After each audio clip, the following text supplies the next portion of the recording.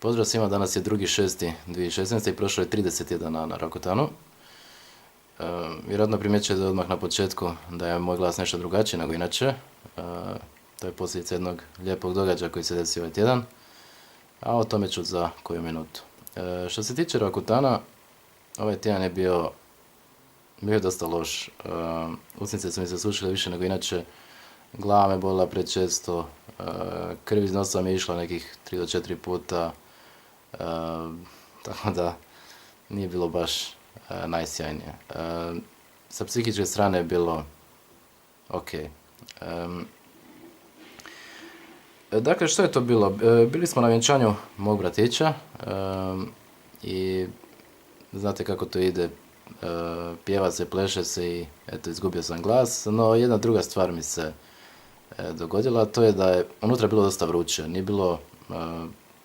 nije bilo klime, a zapravo ne je bilo ni smisla jer se stalno su bila otvorena i ona ulazna vrata i balkonska vrata, ali bilo je jako vruće i ja sam morao stalno u WC sa hladnom vodom se poljevat, umivat, tako da pio sam i hladna pića, izlazio na hladan balkon i eto, sad me bole krajnici i grlo i moram piti ove vruće napitke i tako nisam si baš pomogao sa tim hlađenjem.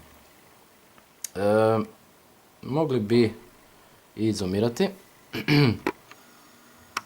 Lijeva strana, ne znam da se već vidi jer je pada mrak, dosta dobra. Nos i čelo su ok, brada je ok, desna strana isto zadovoljavajuća.